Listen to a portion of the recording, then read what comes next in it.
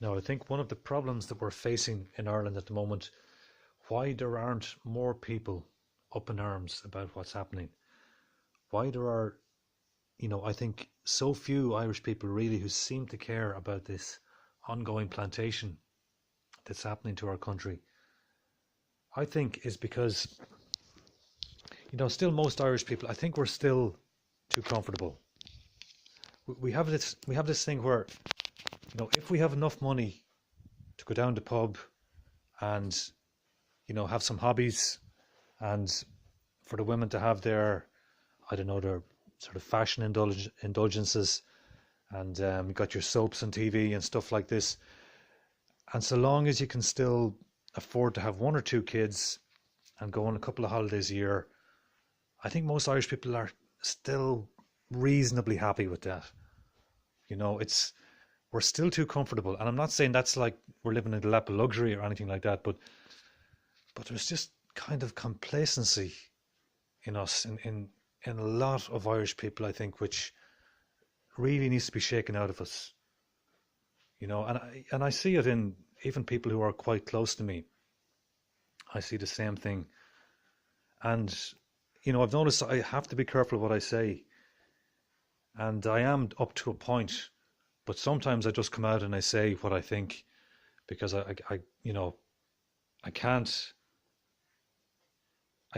betray my own nationality, my own heritage, my own ethnicity. Like I can't stand silent. I can't sit idly by and watch this country get planted for a second time. It's simply not right. If you are someone who cares about this country, you cannot just let that happen and do nothing. That is my attitude towards it.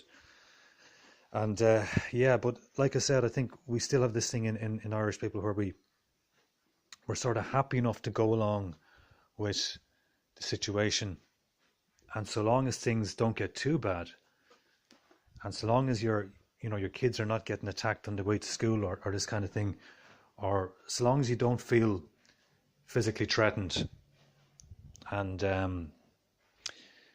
like things might be changing a bit now with the housing crisis. Maybe that might shake things up a bit. People might go, hang on a second, the country is not being run the right way. Things are not being done in our interests. And perhaps we might see a few more people waking up and realising that this ongoing mass immigration is a big part of the problem that we're seeing in Ireland, and is a big factor in eroding the living standards of Irish people in this country, and the lowering of wages and overburdening of public services and so on. But just moving on to another kind of related point, now in the recent Swedish election, and some people were a bit surprised and disappointed that the Sweden Democrats didn't do better than they did. And part of that might have been due, there was some question marks about whether there might have been corruption in regards to the votes, that actually the Sweden Democrats really would have done better otherwise, and that may be the case.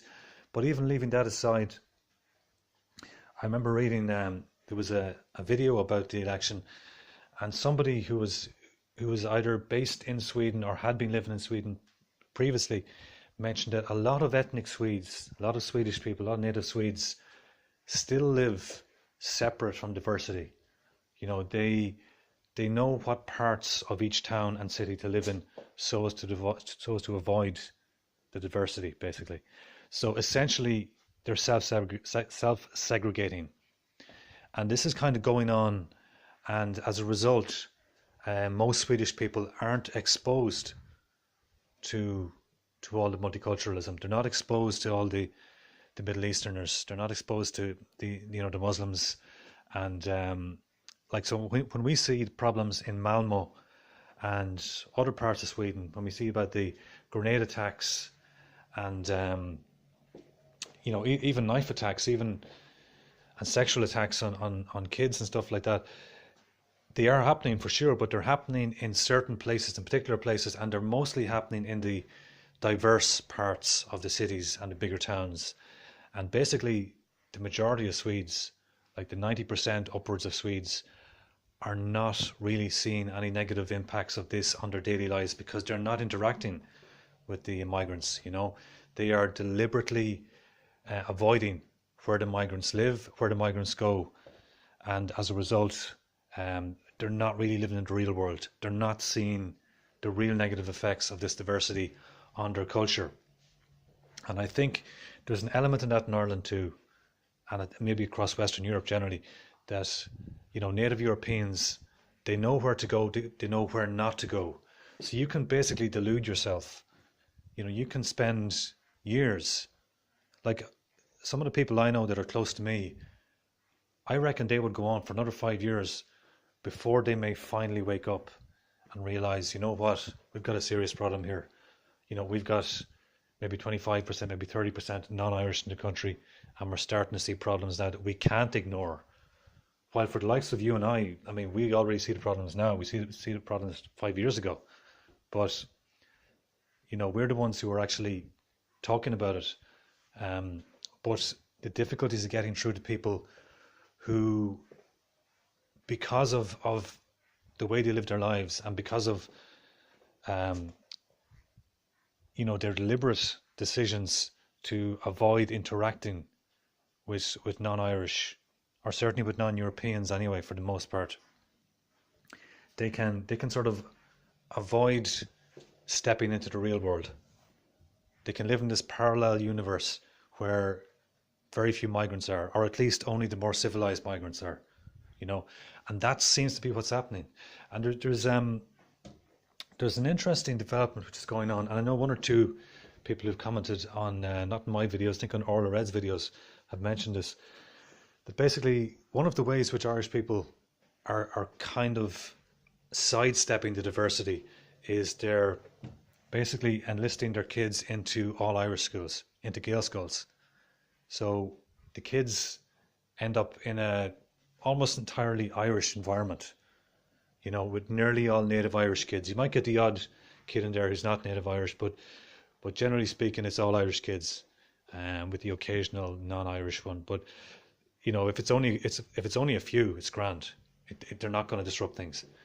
It's when you have